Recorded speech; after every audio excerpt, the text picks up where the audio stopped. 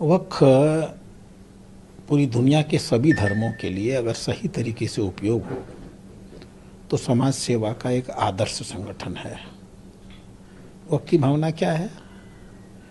समाज के वो मुसलमान जिनके पास कुछ अतिरिक्त संपत्ति है, वो महसूस करते हैं कि हमारी संपत्ति का समाज के गरीब वर्ग के हित में उपयोग होना चाहिए।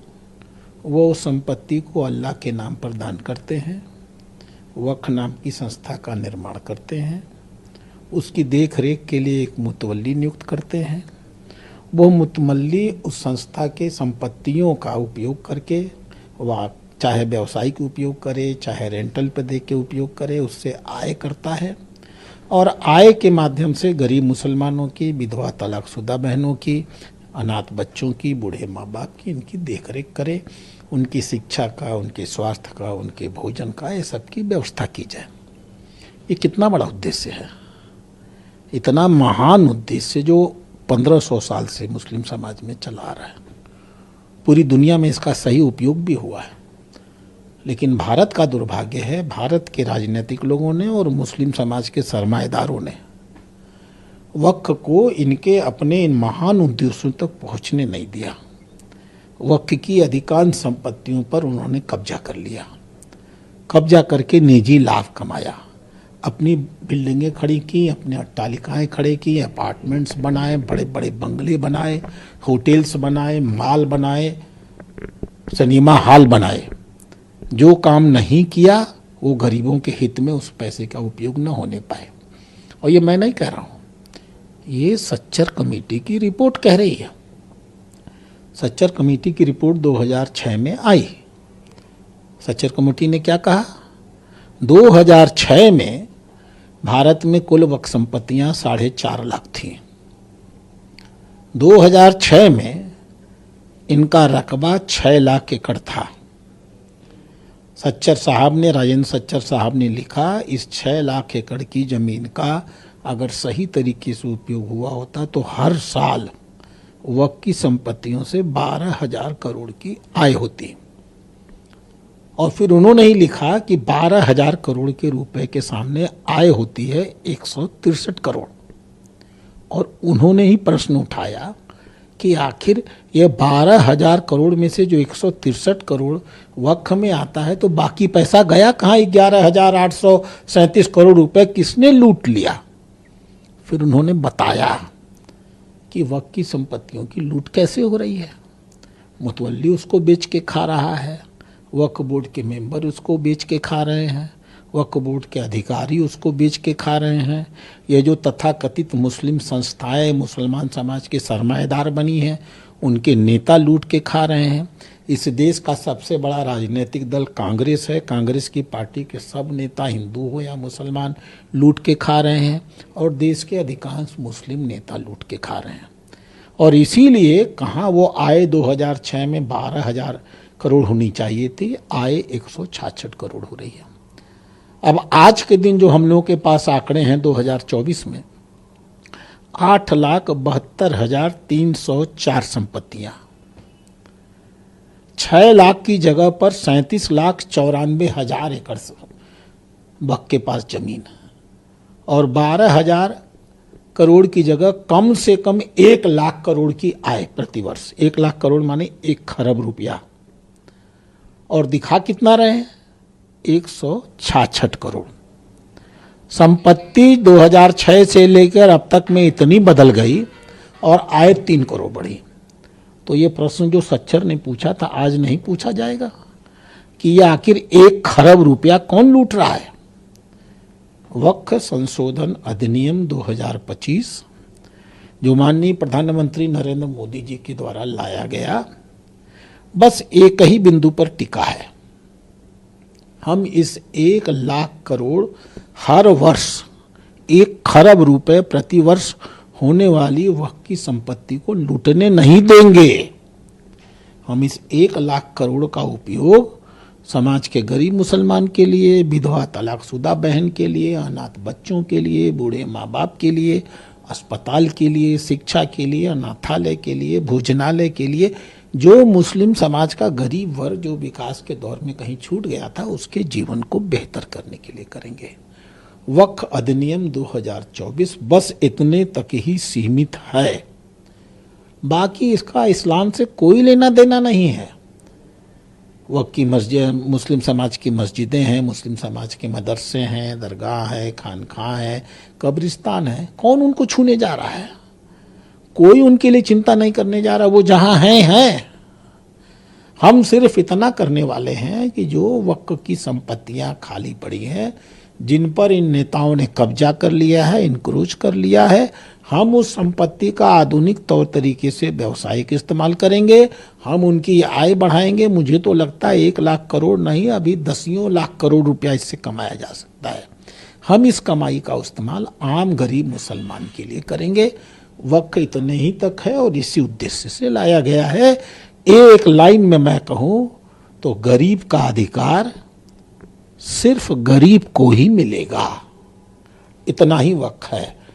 लोगों को लूटने नहीं दिया जाएगा। इसी आखिरी पॉइंट पे जो आप लोग कह रहे हैं, इसी पर विपक्ष आपके अंबानी इन सबको दे दी गई वक्फ की संपत्ति। हम मूर्ख ऐसी ही बात करते हैं, या जो अति बुद्धिमान होते हैं वो ऐसी ही बात करते हैं।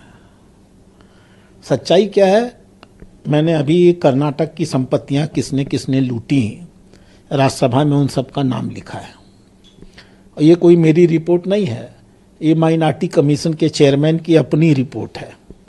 उस रिपोर्ट में किसका नाम नहीं है? कांग्रेस का हर नेता कर्नाटक का, चाहे वो मुसलमान हो चाहे वो हिंदू हो, उसने वक्फ की संपत्तियां लूट लिया। 54,000 एकड़ जमीन थी कर्नाटक में, 29,000 एकड़ जमीन इन्होंने कब्जा कर लिया। और कब्जा करने वालों में जो मर गए तो मर गए। अभी जो सबसे बड़े कांग्रेस के नेता हैं, राष्ट्रीय अध्यक्ष महोदय मल्लिकार्जुन जी, उन्होंने भी वक्फ की संपत्ति पर कब्जा किया हुआ है। तो अब और जब वक्फ की संपत्ति पर कब्जा करेंगे और हम एक ऐसा अधिनियम लाएंगे जो पूरी तरह पारदर्शी होगा, पूरी तरह ईमानदार होगा, लूट खसोट को बंद करेगा, गरीबों का हित गरीबों को देने का प्रयास करेगा, तो इतने सालों में ये जो बड़े बड़े होटल्स इन्होंने बना लिए, अट्टालिकाएं खड़ी कर दी है, बंगले बना लिए, अपार्टमेंट बना लिए, होटल्स बना लिए, बहुत बड़े बड़े अस्पताल, मेडिकल कॉलेज, इंजीनियरिंग कॉलेज बना लिए, वक्फ की संपत्तियों को लूट के आज उनको लगता है कि अरे ये तो मेरी सारी कमाई चली जाएगी। तो वो विरोध नहीं करेंगे तो क्या करेंगे? सहयोग करेंगे। तो निहित स्वार्थ के लोग हैं, उनका काम है विरोध करना। हम एक आम मुसलमान के लिए काम करने जा रहे हैं। हमारा काम है आम मुसलमान को बताना कि देखो तुम्हारा हित किसमें है, उनमें जो तुमको लूट रहे थे या वो जो तुमको इस लूट का हिस्सा वापस करके तुम्हारे जीवन को बेहतर करने जा रहा है। जो मुसलमानों के लिए कही जाती है पार्टी तथाकथित, चाहे कांग्रेस हो, समाजवादी हो, आरजेडी हो, वैसी जैसे लोग हो, ये लोग क्या मुसलमानों? देखिए, मुसलमानों का एक दुर्भाग्य है कि 75 साल में मुसलमानों के लिए वास्तविक रूप से समर्थक कोई पार्टी आई ही नहीं। अगर समर्थक पार्टी आई होती तो मुसलमानों की बेहतरी के लिए काम करती है। ये नेता क्या चाहते हैं?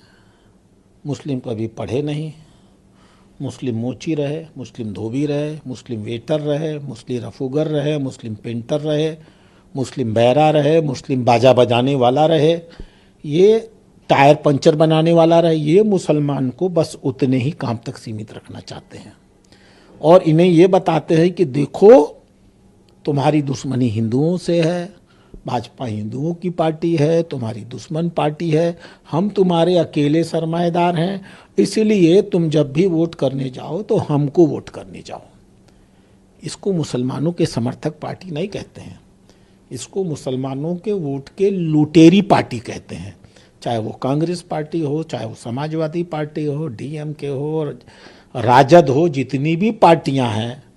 एक पार्टी जो ख़त्म हो गई, आप पार्टी ख़त्म ही हो गई, दिल्ली से गई तो सब जगह से गई।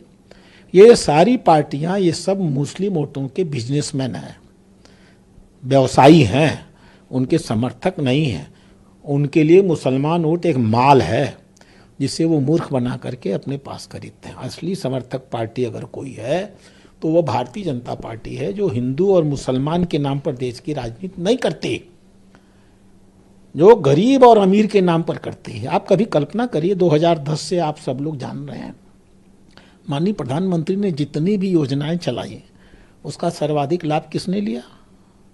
देश में 19% मुसलमान है। प्रधानमंत्री आवास योजना के 31% आवास बिना ये बताए कि हम मुसलमानों को दे रहे हैं, मुसलमानों को दिए गए। 19% मुसलमान हैं। उज्ज्वला योजना का 37% लाभ हमारे मुस्लिम बंधुओं ने लिया, लेकिन हमने कभी ढिंढोरा नहीं पीटा। 19% मुसलमान हैं। मुद्रा योजना 36% लाभ मुस्लिम बंधुओं ने लिया, लेकिन हमने कभी ढिंढोरा नहीं पीटा। प्रधानमंत्री जनधन योजना 19% जनसंख्या है, 42% लोगों ने लाभ लिया। हमने चिल्ला चिल्ला के नहीं कहा कि 42% अकाउंट मुसलमानों ने खोले हैं। स्किल इंडिया प्रोग्राम 22.5% लाभ मुसलमानों ने लिया। ये प्रधानमंत्री एम्प्लॉयमेंट गारंटी योजना जो आप जानते हैं, PMEGP, इस योजना में मुस्लिम व्यवसायियों की संख्या पिछले 10 साल में 70% बढ़ गई। 70%। 2014 के पहले रोजगार में मुसलमान 5% थे, आज 9.5-10% हैं। हमने मुस्लिम नहीं किया, हमने नागरिक किया। और जिस नागरिक को हक था, जो पिछड़ा था, जो कमजोर था, जो दलित था, हमने लाभ उस तक पहुंचाया। स्वाभाविक रूप से 65 साल में मुसलमानों को सिर्फ वोट बैंक मान करके छोड़ा गया था, वो पिछड़े थे। हमने उनको जिंदगी को बेहतर करने का काम किया, बदले में वोट भी नहीं मांगा। हम वोट के नाम पर राजनीति नहीं करते। 142 करोड़ नागरिक मोदी जी के नागरिक हैं। मोदी जी की कल्पना में हिंदू भारत नहीं आता, मोदी जी की कल्पना में भारत आता है, जिसमें 20% मुसलमान भी आते हैं। आप लोग इस बिल को लेकर के जो खूबी बताएंगे, लेकिन वहीं all India personal law board अभी बंगाल में उनका प्रोटेस्ट चल रहा है, देशव्यापी प्रोटेस्ट उन्होंने कॉल किया हुआ। अब देखिए, all India Muslim personal law board का नाम ले लिया आपने। एक आदमी का नाम तो मैं डॉक्यूमेंट में ले सकता हूं। उनका महासचिव है फजलुर रमीन, ठीक। उसने राजस्थान में जो सबसे बड़ा ट्रस्ट वक्त था, हिदायत ट्रस्ट थी, हिदायत ट्रस्ट की सारी जमीनों को बेच दिया। अफजल बिहार 1, अफजल बिहार 2, अफजल बिहार 3, अफजल बिहार 4 बनने जा रहा है। वहाँ बड़ी बड़ी कॉलोनियाँ खड़ी कर दिया। तो ये मुस्लिम पर्सनल लॉ बोर्ड के अधिकारी खुद ही लुटेरे हैं। इन्होंने खुद ही मुस्लिम संपत्ति को लूटा है। तो ये जनता को भड़काएंगे नहीं तो क्या करेंगे? भड़कने दीजिए। आज नहीं कल एक्ट तो लागू हो गया ना। आज नहीं कल जब मुस्लिम समाज देखेगा कि हमारी एक भी मस्जिद गिरी नहीं, एक मदरसा गिरा नहीं, एक मकतब गिरा नहीं, एक खानदरगाह गिरी नहीं, एक कब्रिस्तान गिरा नहीं, बल्कि बड़े बड़े अस्पताल खड़े हो गए, बड़े बड़े विद्यालय खड़े हो गए, बहुत से भोजनालय बन गए, अनाथालय बन गए, जो पहले 75 सालों में नहीं बन पाए। तो आम मुसलमान क्या कहेगा? आल मुसलमान के मन में अपने आप ये बात जाएगी कि ईमानदारी से किसी ने इस देश की सेवा की है, बिना हिंदू और मुस्लिम के चश्मे से किसी को देखे हुए, तो उस दल का नाम भारतीय जनता पार्टी है। ये एक्सपोज हो जाएंगे। इतिहास के इस दौर में जितना बड़ा परिवर्तन हम भारत में ले करके आ रहे हैं, उसमें 4-6 महीने के इन आंदोलनों की कोई भूमिका नहीं है। खत्म हो जाएंगे, इतिहास के पन्नों में इनका नाम नहीं रहेगा। अगर लिए भी जाएंगे तो विदूषक की तरह लिए जाएंगे। एक आखिरी सवाल चलते जाएंगे, वर्कशॉप क्या? देखिए, कल हम लोगों ने राष्ट्रीय स्तर का वर्कशॉप किया, जिसमें सारे प्रदेश के लोग आए थे। हमारे राष्ट्रीय अध्यक्ष जी ने अपना आशीर्वचन और डायरेक्शन हम लोगों को दिया है, बहुत विस्तार से दिया है। हम एक अध्यक्षीय संगठन है, उन्होंने जो हमको मार्गदर्शन दिया है, हम उसके निर्देश में काम करने वाले हैं। हमारे अल्पसंख्यक कल्याण मंत्री माननीय किरण रिजिजू जी स्वयं अल्पसंख्यक वर्ग से आते हैं, बौद्ध हैं वो। उन्होंने आकर के सारे विषय को विस्तार बनाया है, हमें विषय वस्तु दे दी गई है। अब हम पूरे प्रदेशों में ऐसे ही बैठ के करेंगे, जिलों में बैठ के करेंगे, और कार्यकर्ताओं को मुस्लिम समाज के बीच में भेजेंगे, उनके बीच में सारे तथ्य रखने का काम करेंगे और उनको बताने का प्रयास करेंगे कि यह योजना वास्तव में उनके हित में कितनी बड़ी योजना है। और हमेरा हमेशा विश्वास रहा है कि सत्य को स्वीकार करने में दुविधा हो सकती है। सत्य परेशान होता है, सत्य पराजित नहीं होता है कभी। धीमे धीमे मुस्लिम समाज को सत्य दिखेगा और ये भड़काने वाले लोग किनारे हो जाएंगे, बादल फटेगा और एक नए विकास का रास्ता मुस्लिम समाज के लिए आएगा। वीके न्यूज, राष्ट्र के नाम।